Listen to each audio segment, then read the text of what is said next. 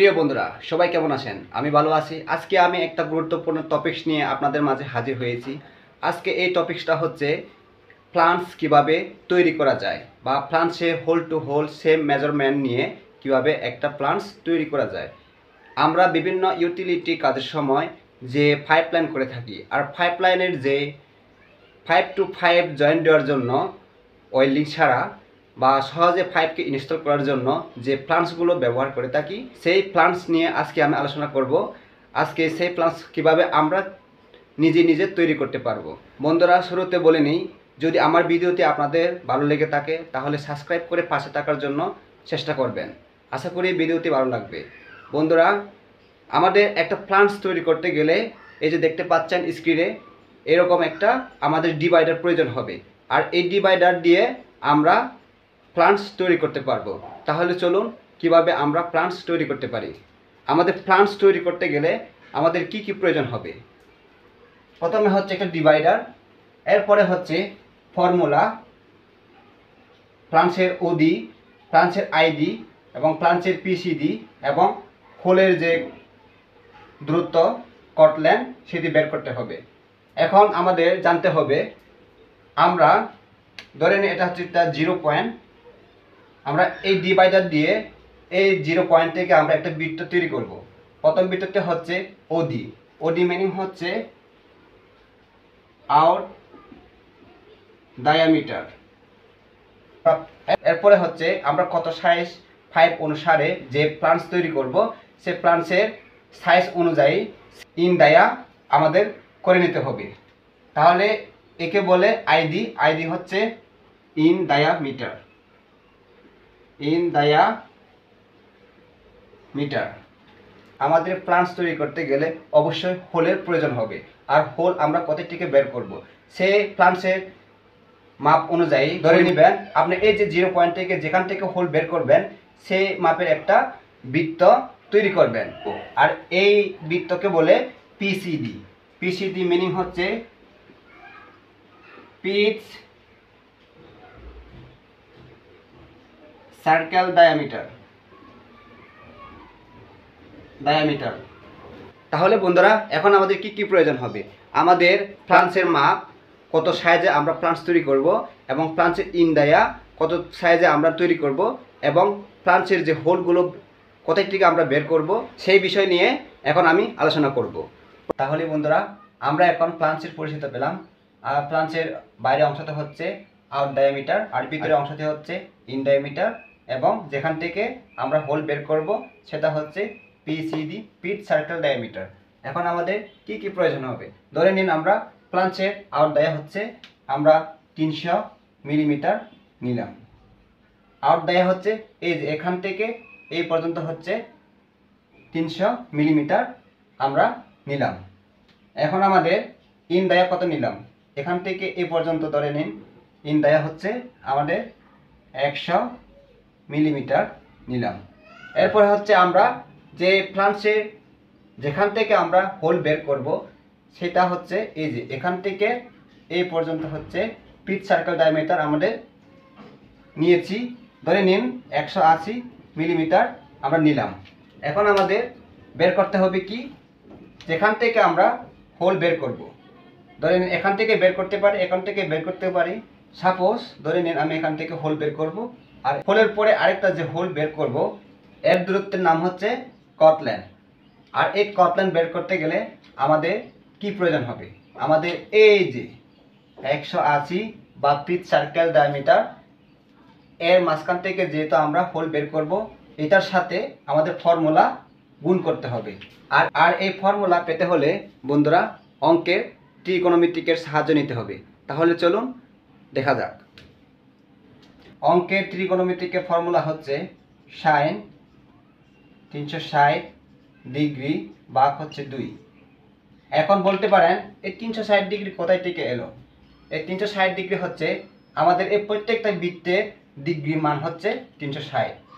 প্রত্যেকটা ডিগ্রি মান হচ্ছে 360। এটা হতে পারে, এটা হতে পারে, মানে গোল বৃত্ত হচ্ছে 360 ডিগ্রি। তাহলে আমাদের কি করতে হবে? এখন এই পিসিডি সাথে 180 গুণ হচ্ছে সাইন হচ্ছে 360 ডিগ্রি ভাগ হচ্ছে 2। এখন আপনি এক ফ্লাঞ্জ থেকে কয়টা হোল বের করবেন সে অনুসারে আপনি যদি 8টি 6টি 4টি 10টি আপনি যাই হোল বের করেন না কেন অবশ্যই 2 দিয়ে গুণ করতে হবে। ধরে নিন আমি 8 হোল বের করব, 8 দিয়ে একে গুণ করতে হবে, সমান সমান হবে 180 গুণ হচ্ছে 60, 360 ডিগ্রি হচ্ছে ভাগ হচ্ছে 8 দুগুণ 16। এখন 180 গুণ 60, এখন এই 360কে 16 দিয়ে ভাগ করলে আমাদের মান হচ্ছে 22.5 ডিগ্রি।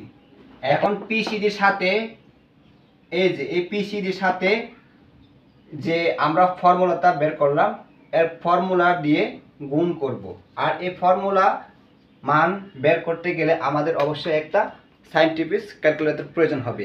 বন্ধুরা দেখতে পাচ্ছেন এই ধরনের একটা সায়েন্টিফিক ক্যালকুলেটর আপনাদের প্রয়োজন হবে, অথবা আপনার মোবাইলে সায়েন্টিফিক ক্যালকুলেটর ইনস্টল করে নিতে পারেন। বন্ধুরা আমি একটা সায়েন্টিফিক ক্যালকুলেটর নিয়ে এলাম, আর সায়েন্টিফিক ক্যালকুলেটরে আমি এর মান বের করব। এর মান হচ্ছে 180 গুণ হচ্ছে 60, প্রথম বন্ধনী 22.5 আবার বন্ধনী এ ইকুয়াল তো হচ্ছে 68.8। তাহলে আমরা এর মান পেলাম 68.8। বন্ধুরা আমরা এর মান পেয়েছি 68.8 মিলিমিটার। তাহলে এই কটলাইনের দূরত্ব হচ্ছে 68.8 মিলিমিটার। বন্ধুরা এখন আমাদের কটলাইনের দূরত্ব পেলাম 68.8 মিলিমিটার বা 68.8 মিলিমিটার। এখন আমি ধরে নিব সাপোজ এখান থেকে আমি একটা হোল বের করব, আর এই হোল থেকে আরেকটা হোল যেহেতু বের করব তাহলে ডিভাইডার সাহায্যে এইভাবে ঠিক এভাবে ধরে এই 68.8 মিলিমিটার দূরত্ব নিতে হবে। এখান থেকে এই পর্যন্ত হচ্ছে 68.8 মিলিমিটার, আবার এখান থেকে এই পর্যন্ত হচ্ছে 68.8 মিলিমিটার, আবার এখান থেকে এভাবে এই যে এভাবে আমাদের দূরত্ব বের করে নিতে হবে।